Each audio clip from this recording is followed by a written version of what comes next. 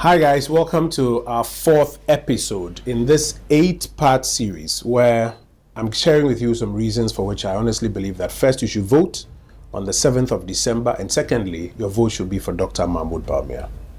And in this 4th episode I want to talk about the cost of living and who is best to manage the cost of living. Sometimes around the world things happen, cost of living goes up. But you're looking for who has the best track record and the best plans to deal with cost of living. And so today my presentation is in 2 parts. I'll talk first about the past records and then I'll talk about the future plans.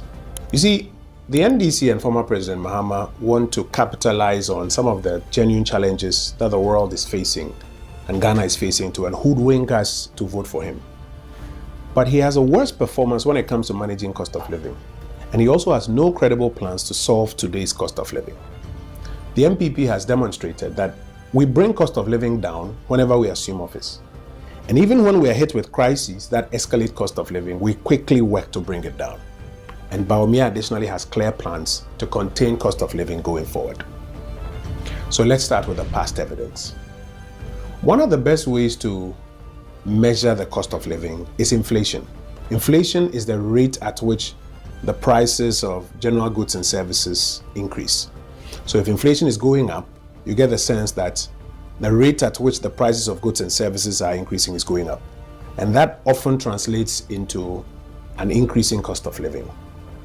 So if you want to see who has been good at managing cost of living, check the inflationary graphs and check the trends. The trends, not just one blip or one number on the radar. So let me take you to the year 2012.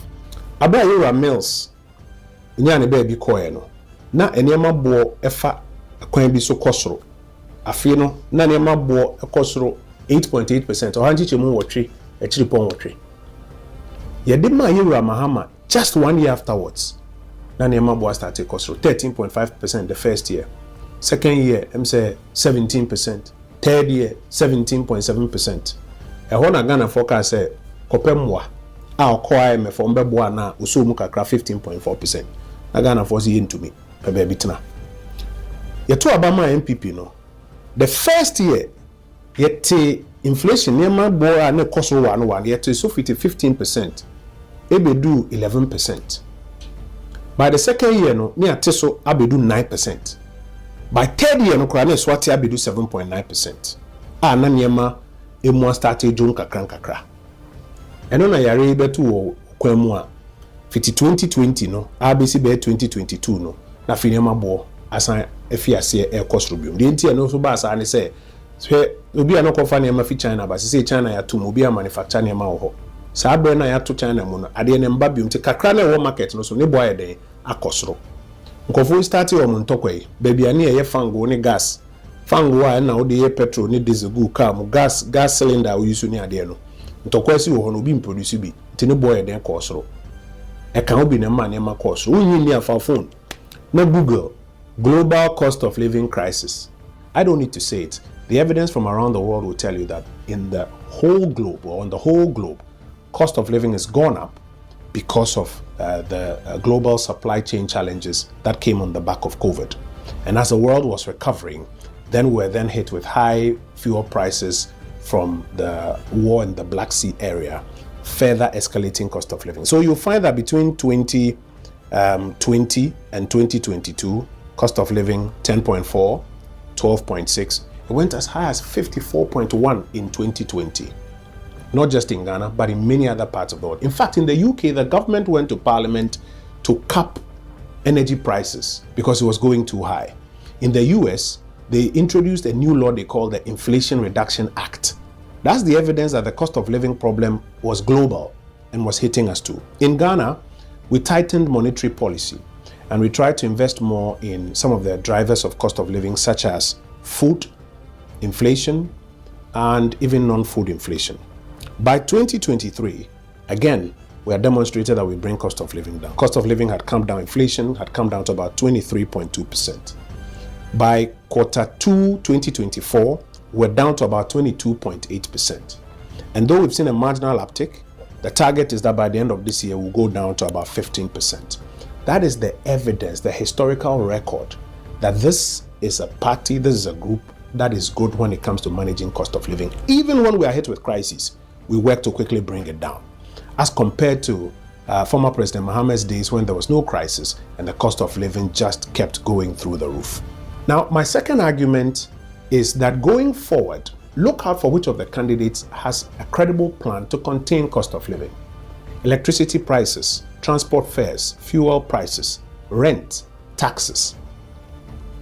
If you listen to the NDC, essentially, they are seeking to capitalize on this genuine difficulty and saying that those prices are high, so vote out the MPP. But they don't have a credible plan to contain or to bring it down.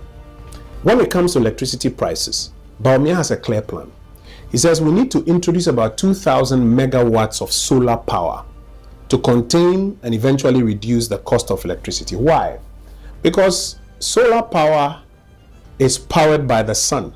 Today's thermal power is powered by diesel and HFO. So whenever diesel and HFO prices go up, electricity bills will eventually go up. Bawumia's plan is to add 2,000 megawatts of solar power to the national grid. And solar power powered by the sun doesn't require increases in energy prices moving forward. That's his first plan to contain electricity tariffs. What's the plan on the side of the NDC? Nothing. Transport fares.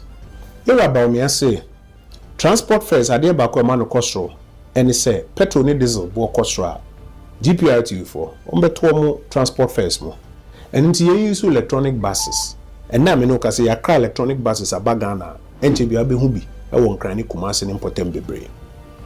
Here Mahama be complaining about transport fares, but my idea bia otomana oni solution bia. Fuel prices. Bawumia says a component of the fuel price increase is the impact on the depreciation of the cedi. So we should try and move away from a scenario where we are chasing dollars to go and buy fuel. Because when the currency depreciates, then the fuel prices even go further, in addition to the world market price. When he said it, there was hula baloo. He started a gold for oil program. Today we've imported about $5 billion worth of crude oil, which didn't require us to use hard currency. We used gold, which we had bought in cedis to buy it. And it is helping to contain the cost of fuel price increases. Have you noticed that today BRICS, Brazil, Russia, South Africa, and some of the biggest countries in the world are adopting Bawumia's formula that they want to move to use gold as a major commodity to purchase fuel and other matters? The NDC's answer is that the gold for oil program is opaque and that if you vote for them, they'll come and investigate it. How does that contain or reduce fuel price increases? Rent. Bawumia has introduced the National Rental Assistance Scheme. The scheme pays the advance for beneficiaries and then beneficiaries pay month by month. What's the NDC's answer? Nothing. The last time they tried Saglemi, you saw what happened. $200 million paid out for 5,000 homes and they left only 1,506 uncompleted. We're now working on finishing them. You can't trust the NDC when it comes to accommodation and rental.